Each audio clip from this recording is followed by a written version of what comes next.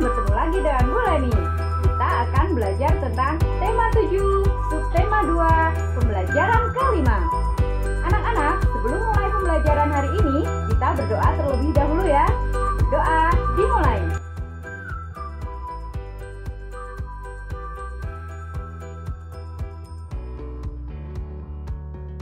Berdoa selesai. Tujuan pembelajaran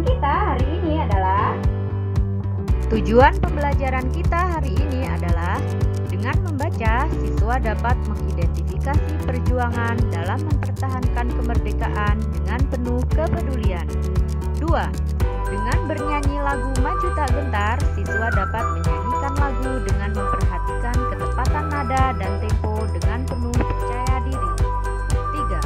Dengan melakukan percobaan, siswa dapat mengetahui perubahan wujud benda yang dipengaruhi oleh kalor atau panas dengan tanggung jawab. Anak-anak, semangat dan sukacita dalam menyambut proklamasi kemerdekaan sangat terasa di seluruh penjuru Indonesia. Semangat tersebut diikuti oleh keinginan yang kuat untuk mengusir Jepang dari Indonesia.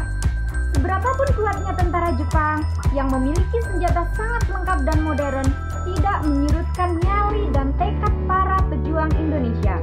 Dengan gagah berani dan jiwa pantang menyerah, mereka terus menentang dan melakukan perlawanan terhadap Jepang.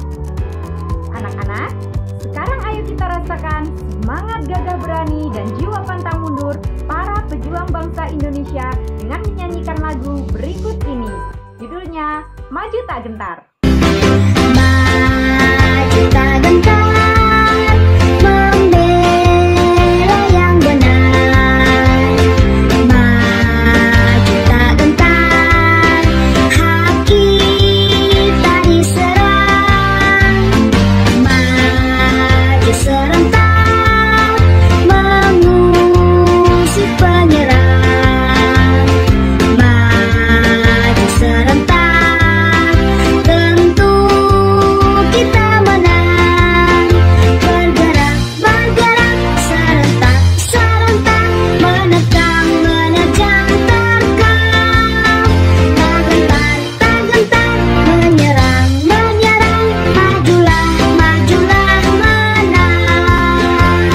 Lagu Maju Tak Gentar dinyanyikan dengan nada Do sama dengan Bes dengan birama 4/4 yang artinya setiap birama terdiri dari 4 ketukan.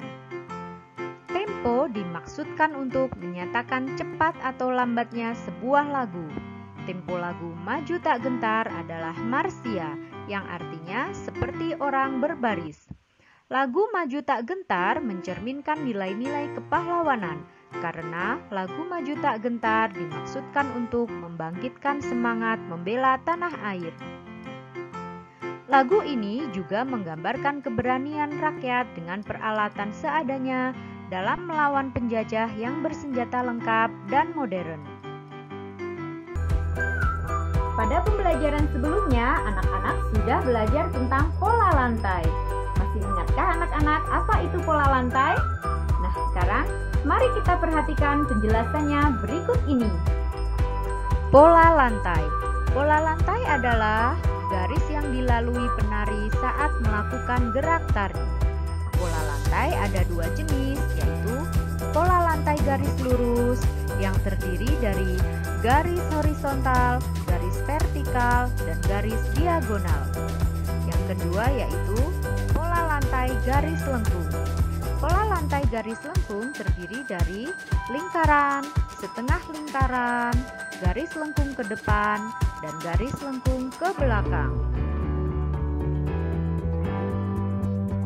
Nah anak-anak, setelah kalian mengamati lagu Maju Tak Gentar dan juga mengetahui apa itu pola lantai, nanti di rumah kalian bersama dengan orang tua dan juga kakak membuat sebuah video tentang lagu Maju Tak Gentar yang diikuti dengan gerakan pola lantai. Setelah kalian selesai, kirimkan video terbaik kalian ke WhatsApp Guru. Jangan lupa dengan nada yang semangat. Nah anak-anak, setelah kalian memperhatikan video tadi, ini adalah tugas untuk hari ini.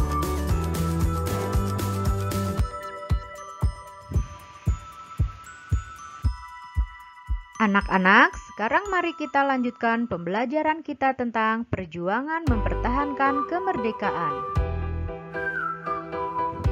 Perjuangan rakyat Indonesia dalam mempertahankan kemerdekaan dilakukan dengan dua cara, yaitu perjuangan fisik dan perjuangan diplomasi. Perjuangan fisik adalah perjuangan yang dilakukan dengan cara kontak senjata atau pertempuran. Sedangkan perjuangan diplomasi adalah perjuangan yang dilakukan melalui meja-meja perundingan.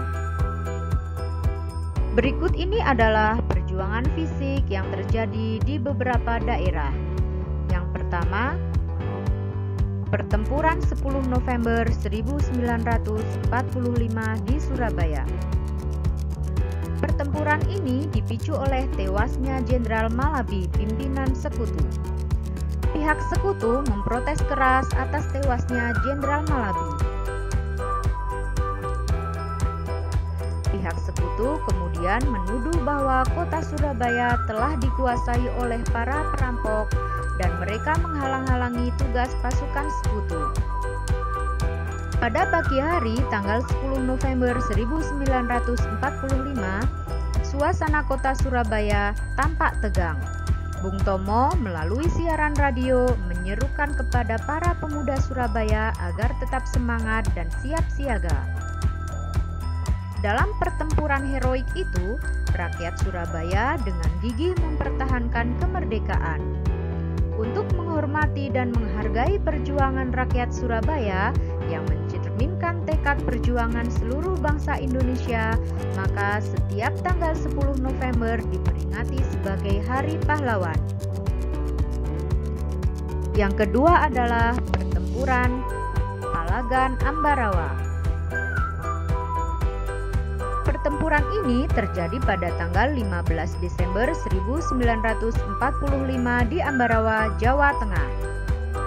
Insiden ini bermula dari Sekutu mempersenjatai tawanan yang sudah bebas. Sekutu juga membebaskan orang-orang Belanda secara sepihak. Adapun tokoh yang terlibat dalam peristiwa ini antara lain Kolonel Istiman dan Kolonel Sudirman.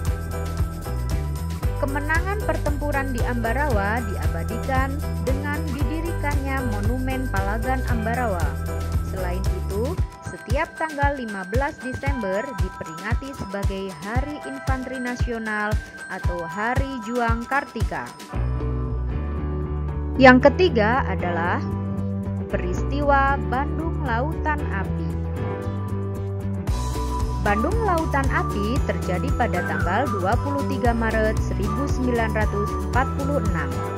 Insiden ini bermula dari ultimatum Sekutu meminta senjata yang diperoleh dari tentara Jepang untuk diserahkan kepada Sekutu. Namun, rakyat Bandung menolaknya, bahkan membakar kota Bandung agar tidak dikuasai oleh Sekutu. Tokoh yang terlibat antara lain Muhammad Toha, Abdul Haris Nasution, dan Suryadi Suryadharma. Yang keempat adalah pertempuran Medan Area. Pertempuran Medan Area terjadi pada tanggal 10 Desember 1945 karena orang-orang Belanda menginjak-injak bendera merah putih. Tokoh yang terkenal adalah Ahmad Tahir. Adalah serangan umum 1 Maret 1949 di Yogyakarta. Peristiwa ini dipicu oleh Belanda yang menduduki kota Yogyakarta dan mempropagandakan bahwa TNI telah hancur. Tokoh yang terlibat antara lain Letkol Soeharto dan Sultan Hamengkubuwono ke-9. Anak-anak, selain dengan perjuangan fisik, perjuangan secara diplomasi juga dilakukan dari perundingan satu ke perundingan-perundingan yang lain. Sekarang, mari kita simak apa perundingan-perundingan itu. Perundingan Linggarjati.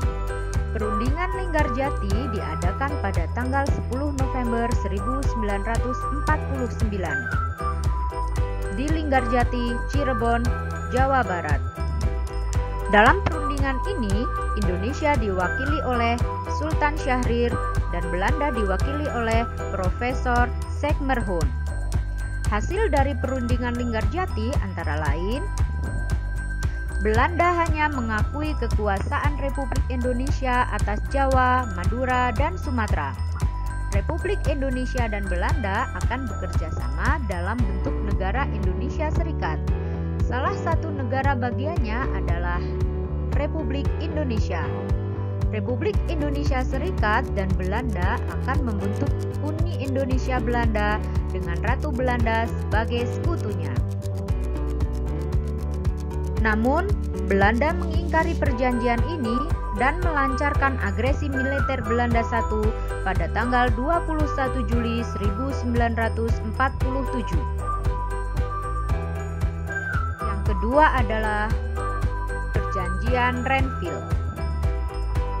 Perjanjian Renville diadakan pada tanggal 17 Januari 1948 di atas kapal USS Renville milik Amerika Serikat. Delegasi Indonesia dipimpin oleh Perdana Menteri Amir Syarifuddin, sedangkan delegasi dari Kerajaan Belanda dipimpin oleh Kolonel KNIL Abdul Qadir Wijoyo-Atmojo. Hasil dari perjanjian Renville adalah Belanda hanya mengakui daerah Republik Indonesia atas Jawa Tengah, Yogyakarta, sebagian kecil Jawa Barat, dan Sumatera. Semua pasukan RI harus ditarik mundur dari wilayah-wilayah yang diduduki Belanda. Belanda tetap berdaulat di seluruh Indonesia sampai diserahkan kepada Republik Indonesia Serikat atau RIS yang akan segera dibentuk. Namun, Belanda lagi-lagi mengingkari isi perjanjian Renville dan melakukan agresi militer Belanda kedua pada tanggal 19 Desember 1949. Perjanjian Renville juga ditengahi oleh Komisi 3 negara yang terdiri dari Amerika Serikat, Australia, dan Belgia.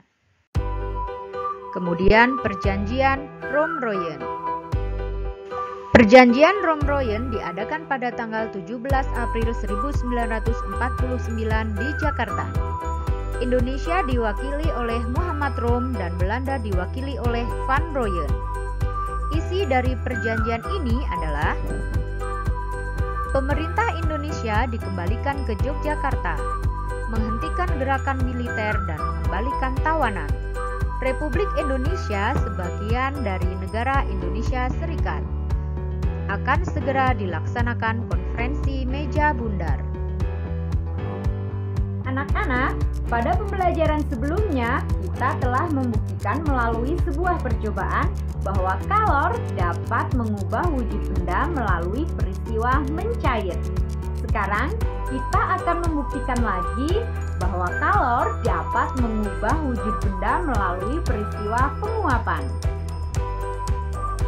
Penguapan adalah peristiwa perubahan wujud dari cair menjadi gas melalui penyerapan kalor. Anak-anak, pernahkah kamu mengamati ketika merebus air sampai mendidih? Ketika mendidih, dari mulut ceret akan keluar asap putih. Asap putih tersebut adalah air yang terkena panas, berubah menjadi uap air. Contoh lain dari perubahan wujud karena penguapan adalah sebagai berikut. Bensin dibiarkan terbuka, lama-lama akan habis. Minyak kayu putih dibiarkan dalam botol terbuka, dalam waktu yang lama akan berkurang isinya. Baju basah akan kering ketika dijemur di bawah panas matahari. Anak-anak, untuk mengamati perubahan wujud benda berupa penguapan, kita dapat melakukan percobaan berikut. Kita persiapkan alat dan bahan, yaitu sapu tangan dan air dalam mangkuk. Cara kerjanya adalah siapkan alat dan bahan berupa handuk dan juga mangkuk. Yang kedua, celupkan sapu tangan ke dalam air. Ketiga, jemur sapu tangan di bawah terik matahari. Yang keempat, amati ganti sapu tangan setelah dijemur.